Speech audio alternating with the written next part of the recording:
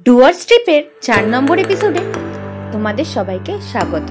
আগের এপিসোডে তোমাদের সাথে শেয়ার করেছিলাম আমরা কিভাবে গাজলডোবা থেকে এসে পৌঁছেছিলাম সিসামারা এবং সিসামারার সাইট সিন, জলদাপাড়া জঙ্গল সাফারি, এবং এই এপিসোডে তোমাদের সাথে শেয়ার করব চিলাপাতা জঙ্গল সাফারি, রাজা ভাত খাওয়া, বক্সা ফরেস্ট এবং জয়ন্তী রিভার।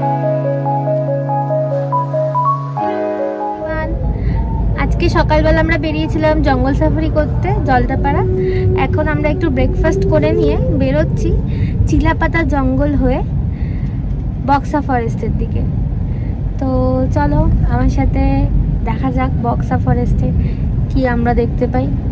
মেয়ে সকালবেলা সেই 4:30টার সময় উঠেছে অ্যাজ ইউজুয়াল, আমি বললাম তোমাদেরকে। তো এখন একটু ঘুমোচ্ছে। তো এভাবেই আমরা আজকে আমাদের ট্রিপটা করব, যেরকম যেরকম দেখবো সেরকম তোমাদেরকেও জানাবো। টাটা। আমরা সিসামারা থেকে বেরিয়ে NH-17 উঠলাম এবং এগোতে থাকলাম সোনাপুরের দিকে।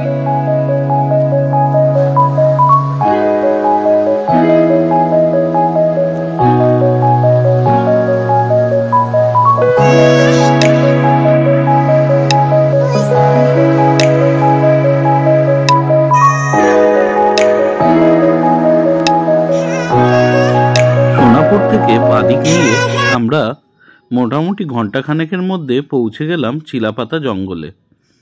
সামনেই চিলাপাতা জঙ্গলের চেকপোস্ট। এখানে আমরা কজন আছি গাড়িতে সেই ডিটেলস দিয়ে চেকপোস্টে পারমিশন নিয়ে আমরা পরবর্তী রাস্তায় এগিয়ে চলব। আমরা এখন চিলাপাতা জঙ্গলের মধ্যে প্রবেশ করেছি। আমরা চিলাপাতা জঙ্গলের মধ্যে দিয়ে এগিয়ে চলেছি রাজা ভাত খাবার উদ্দেশ্যে। চিলাপাতা জঙ্গলের ভিতরের এই রাস্তাটা বেশ ভালো, কোথাও সেই রকম গর্ত নেই, পুরো রাস্তাটাই ভালো। দু সাইডে জঙ্গল এবং এই গ্রিনারি দেখতে এত ভাল লাগছে, মাঝে মধ্যে মনে হচ্ছে একটু নেবে বাইরেটা দাঁড়াই, কিন্তু এখানে নাবার কোনো অনুমতি নেই। চিলাপাতার জঙ্গল হয়ে আমরা এসে পৌঁছালাম রাজা ভাত খাওয়া নেচার ইন্টারপ্রিটেশন সেন্টারে। এখান থেকে আমাদেরকে বক্সা টাইগার ফরেস্ট এবং জয়ন্তী ভিজিট করার জন্য পাস বানাতে হবে। এই যে কাউন্টারটা দেখছেন, এখান থেকেই আমাদেরকে টিকিটটা কাটতে হবে। এখানে চার্জেস হচ্ছে পার ভেসেল 400 রুপিস এবং পার পার্সন 120 রুপিস। গাড়ির 400 টাকার মধ্যে ড্রাইভারের টাকাটা ইনক্লুড।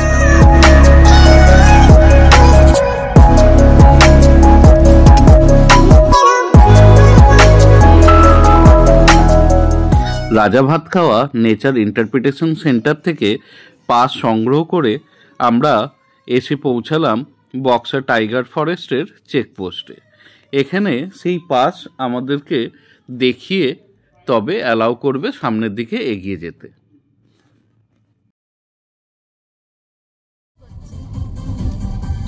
আমরা পাস দেখানোর পরে প্রবেশ করলাম বক্সা ফরেস্টের ভিতরে। এখানে রাস্তাটা বেশ ভালোই, রাস্তা একটু সরু, জঙ্গল আরও গভীর এবং আস্তে আস্তে বৃষ্টিও শুরু হলো। পরিবেশটা যেন আরও মনোরম হয়ে উঠল।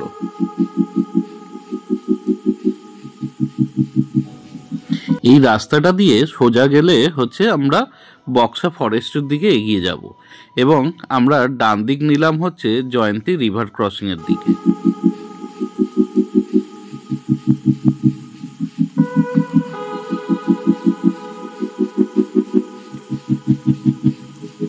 এই ব্রিজটার নাম হচ্ছে বালা রিভার ব্রিজ।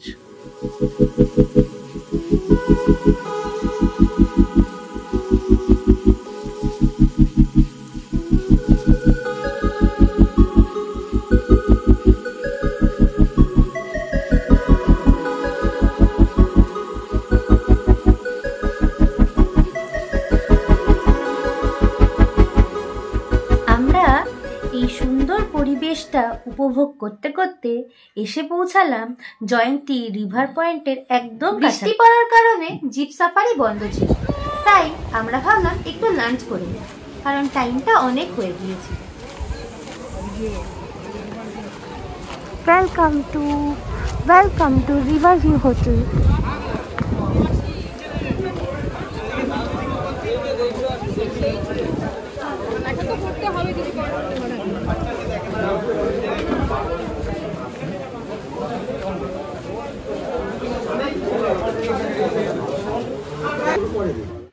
এখানে যখন আমরা পৌঁছালাম তখন চিকেন থালি অ্যাভেলেবল, তো আমি আমার জন্য এবং শুভজিতের জন্য দুটো চিকেন থালি অর্ডার করে নিলাম।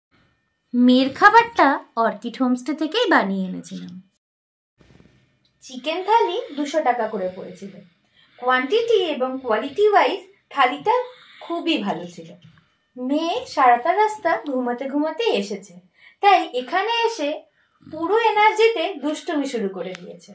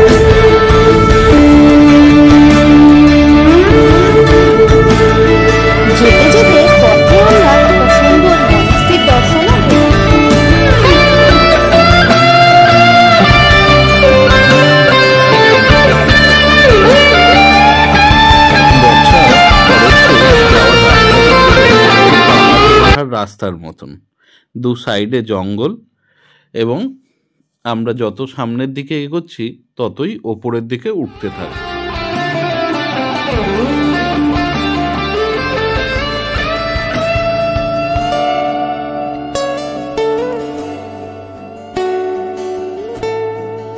বক্সা ফরেস্টের রাস্তার মধ্যে অনেকগুলো ওয়াটার ক্রসিংও আমরা ক্রস করলাম। দেখতে দেখতে আমরা পৌঁছে গেলাম শান্তালাবাড়ি থেকে। আর সামনের দিকে যাওয়ার পারমিশন নেই নিজস্ব গাড়িতে, এখান থেকে লোকাল গাড়ি ভাড়া করতে হয়। করে আপনারা দেখতে পারেন বক্সা ফোর্ট। বক্সা ফোর্ট আপনারা এখান থেকে লোকাল গাড়ি করে গিয়ে এবং কিছুটা ট্রেক করতেও হয়। লোকাল ড্রাইভার একজন আমাদেরকে সাজেস্ট করলো পরের দিন সকালবেলা আসার জন্য।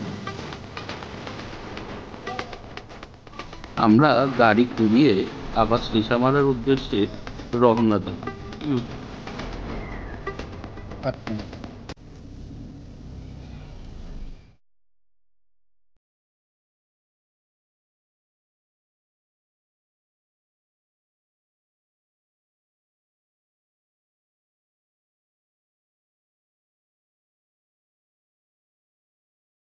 রাস্তা হয়ে যাচ্ছে।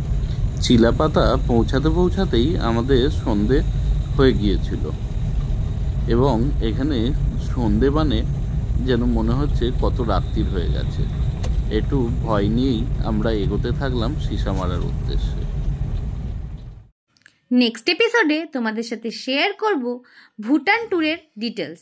সাথে থাকবে ভুটানের ইমিগ্রেশন প্রসেস এবং ভুটানে সাইট সিন।